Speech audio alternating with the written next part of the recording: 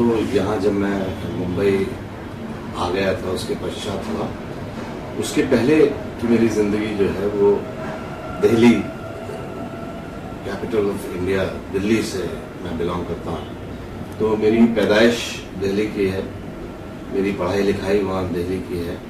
मैंने अपना कॉलेज वहाँ दिल्ली में किया, फिर 3 साल का diploma national School of drama Delhi से किया। उसके बाद 1981 में मैं मुंबई आया। तो जब मैं दिल्ली में था तो स्कूल में प्लेज वगैरह करता था। हमारे स्कूल में ये कस्टम था कि साल में एक एनुअल फंक्शन होता था और 12 हाउसेस थे, तो हर हाउस का हर महीने एक फंक्शन होता था जिसमें हिंदी नाटक, इंग्लिश नाटक, बैले, स्पीचेस, डिबेट्स, ये सब चीज़ें हुआ करती थी। तो मैं हिंदी प्ले में भाग लेता था। तो हर साल स्कूल में वो प्लेज वगैरह में ऑन स्टेज एक्टिंग में करता रहा। फिर जब मैं 9th में आया तो हमारे सीनियर टीचर थे, अब तो वो नहीं रहे, मिस्टर ओम शिवपुरी, जो बहुत ही बेहतरीन एक्टर भी थे, फिल्म इंडस्ट्री में भी एक्टर थे। तो उन्होंने मुझसे कहा कि लोग तुम टेलीविजन में भी क्यों नहीं ट्राई करते। मैं कहा सर अभी तो मैं पढ़ रहा हूँ, टेलीविजन में कैसे। बोले नहीं, तुम बहुत अच्छा काम करते हो तो और दूरदर्शन में तुम ट्राई करो, वहाँ जाके ऑडिशन दो और मैं भी वहाँ बात करूँगा। तुम्हें ज़रूर वहाँ पे मौका मिलना चाहिए, दूरदर्शन में काम करना चाहिए। तुम्हारे अंदर जो टैलेंट है वो सिर्फ साल में एक बार स्कूल का जो प्ले तुम करते हो वहाँ तक सीमित ना रहे, तुम बड़े पैमाने पे टेलीविजन में भी काम करो। लेकिन सर स्कूल कैसे तुझे अलाउ करेगा। तो कोई बात नहीं, छुट्टियाँ होंगी, 2 महीने की छुट्टियाँ होती हैं, गर्मी की छुट्टियाँ होती हैं, क्रिसमस की छुट्टियाँ होती हैं, तो उसमें जाकर काम करो। ठीक है सर। तो उनके कहने पर उन्होंने जो मुझे वो सलाह दी तो मैंने वहाँ जाके टेलीविजन में, दूरदर्शन में इंटरव्यू दिया, वहाँ मैं पास हो गया। तो वहाँ इन 1974 आई थिंक मैंने अपना पहला दूरदर्शन का प्ले किया, जो बहुत ही अच्छा लगा, लोगों को बहुत ही सराहा गया। और साथ ही साथ फिर मैं अपने जो स्कूल के मेरे ओल्ड स्टूडेंट्स थे मॉडर्न स्कूल के, वो उनका थिएटर ग्रुप था, तो मैं प्रोफेशनल थिएटर भी वहाँ करने लगा था।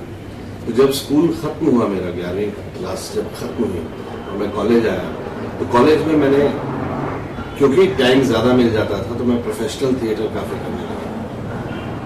फिर कॉलेज के बाद जब वो वक्त आता है हर इंसान की ज़िंदगी में कि अब आप क्या पेशा चुने, अपनी ज़िंदगी किस तरीके से आगे बढ़ाएं, मतलब एक आपको चूज़ करना पड़ता है कि मैं डॉक्टर बनूंगा या मैं इंजीनियर बनूंगा या मैं गवर्नमेंट की कोई बैंक की नौकरी करूंगा या रेलवे की नौकरी करूंगा। क्योंकि हमारे ज़माने में इतनी चॉइसेस ज़्यादा, या चार्टर्ड अकाउंटेंट बनूंगा, इतनी चॉइसेस होती नहीं थी।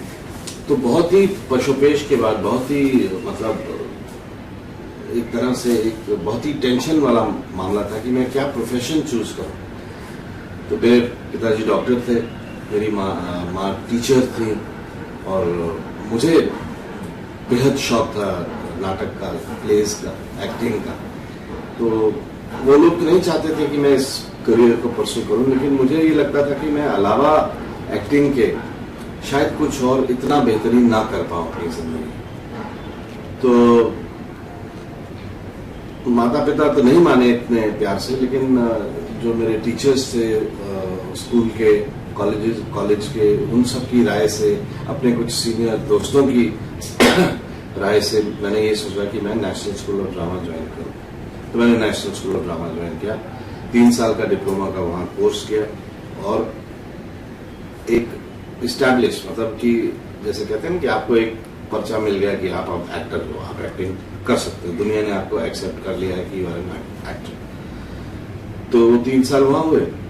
जब तीसरा साल खत्म पे था, इस दौरान मैं टेलीविजन में काफी काम करता रहा, बाहर स्टेज पे बहुत काम करता रहा, और दिल्ली में ये एक बात हो गई थी कि Alok Nath sir respectable enough, good enough actor. तो जब वो हमारा आखिरी जब साल था एनएसडी में 79 में, तो एक बहुत ही बड़े पैमाने पे एनएफडीसी के साथ ब्रिटिश फिल्म बन रही थी, Gandhi, directed by the great sir Richard Attenborough. तो वो लोग कास्टिंग करने के लिए आए थे कुछ रोल्स की वहाँ एनएसडी में, हमारे नेशनल स्कूल ऑफ ड्रामा में, because they wanted some trained actors, तो उसमें मुझे मौका मिला और मुझे उस फिल्म में बहुत ही छोटी सी, बहुत ही इम्पॉर्टेंट बट छोटी सी भूमिका अदा करने का मौका मिला। तो that was my first taste of cinema as such. और उसमें मुझे पैसे भी काफी मिले, काफी ऐसे लाइक उस आज के हिसाब से तो चिल्लर ही था, लेकिन उस जमाने के हिसाब से मुझे बहुत बहुत ज्यादा पैसे मिले। तो वो पैसे जेब में रख के और वो एक्सपीरियंस गांधी का अपने दिल में बसा के मैंने ये मतलब मैंने कोशिश की, हिम्मत की और मैं बॉम्बे चला आया। अब बॉम्बे की कहानी एक अलग चैप्टर है। यहाँ 3-4 साल जो स्ट्रगल की, सड़कों पे भटकते रहे, हर किसी के एक वो रोमांचक, अब तो you can romance about those incidents, लेकिन बहुत ही दयनीय हालत में यहाँ पे हम कुछ साल जिए। एंड देन छोटे और थिएटर यहाँ लगातार मैं कर रहा था, क्योंकि हमारी जो सीनियर थी मिसेस नादरा बब्बर, राजू बब्बर जी की पत्नी, वो यहाँ बॉम्बे आ गई थी। राजू बब्बर एक बहुत बड़े हीरो बन चुके थे। नसीरुद्दीन शाह, ओमपुरी, ये एक आर्ट फिल्म जॉनर में बहुत मशहूर हो गए थे। और तो राज बब्बर का देखा देखी काफी लोग दिल्ली से, चंडीगढ़ से, पंजाब से बॉम्बे की तरफ आ गए to try their luck in films. तो खैर यहाँ आके फिर नादरा जी के साथ हमने लगातार थिएटर किया। और चूंकि नादरा जी की वजह से, राज बब्बर की वजह से कुछ फिल्मी लोग वो आते थे यहाँ बॉम्बे में पृथ्वी थिएटर में हमारा प्ले देखने। और उसी दौरान यश चोपड़ा जी आए थे प्ले देखने और उन्होंने मुझे पसंद किया, मुझे बुलाया अपने ऑफिस और अपनी एक फिल्म में मुझे एक छोटा सा रोल दिया। मशाल वो फिल्म थी, अनिल कपूर की पहली फिल्म। तो उसमें जब मुझे लोगों ने देखा, अच्छा लगा।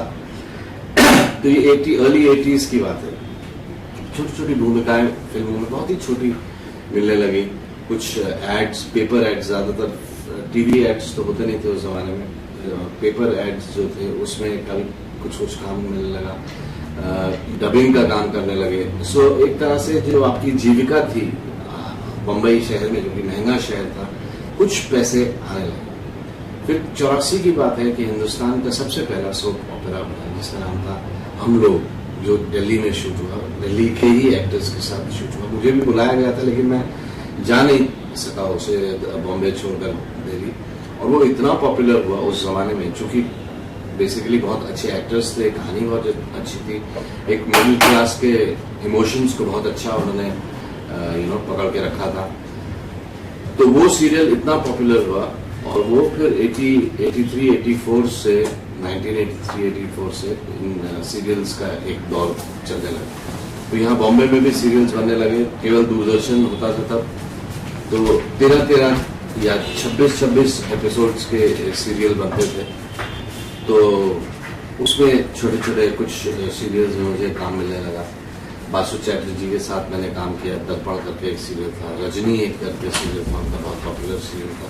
फिर सिपी फिल्म्स का एक सीरियल बना था जो एक कैरिकेचर, मतलब एक कॉमेडी टाइप सीरियल था, पत्रकारों के ऊपर छपते। उसमें मैंने एक छोटी सी भूमिका की। उस भूमिका के बाद जब सिपी फिल्म्स ने ये तय किया कि ये एक टेलीविजन जो है एक उभरता हुआ मीडियम है और एक अच्छा मीडियम है, बिकॉज इसकी रीच बहुत ज्यादा है हिंदुस्तान में दूरदर्शन की। तो उन्होंने फिर एक बड़े पैमाने पे एक सीरियल बनाने का सोचा जिसका नाम बुनियाद था। बुनियाद में उन्होंने उनको की बुनियाद 1 साल तक उसकी शूटिंग होनी थी और कमिटमेंट इस किस्म की थी कि आपको हफ्ते में कम से कम नहीं तो 5 दिन उनके साथ काम करना ही है। और वो 5 दिन मतलब सुबह से लेकर शाम तक, रात तक, जब तक भी शूटिंग होती है वो काम करना है। और पैसे जो भी वो उस वक्त मिल रहे थे अच्छे थे। और तो मुझे बुलाया गया, रमेश सिप्पी द ग्रेट, उनसे मेरी मीटिंग करवाई गई और उन्होंने मुझसे मिले। और मतलब मैं तो इतना नर्वस था कि हाथ में कुछ ऐसा काम था नहीं और एक करियर की शुरुआत ही थी। तो उन्होंने 2-4 कुछ सवाल मुझसे किए और पूछा कि ठीक है तो तुम करना चाहोगे ये हमारे साथ ये काम? तो चाहोगे वाला तो कोई सवाल पैदा होता है नहीं था। लिटरली जिसे कहते हैं कि आपको लगा कि अचानक आपकी दुनिया बन गई, आप you are suddenly overnight a star. तो उन्होंने कहा वेरी गुड। तो 1 साल मुझे दोगे? मैंने कहा सर 1 साल क्या, मैं पूरी जिंदगी आपको दूंगा। तो ठीक है, आप वहाँ चले जाइए, वहाँ कहानी सुन लीजिए, और अगर आपको हमारे साथ काम करना है तो आप कीजिए। सो वो एक 10 मिनट की उनसे मुलाकात थी, और उस मुलाकात में ये तय हो गया कि मैं बुनियाद का जो मेन रोल है वो मैं करूँगा मास्टर हवेली राम में। और बस फिर उसके बाद तो बुनियाद मतलब एक तरह से मेरी जिंदगी की बुनियाद ही बन गई, और उसी से मैं जो कुछ हूँ मैं आज हूँ।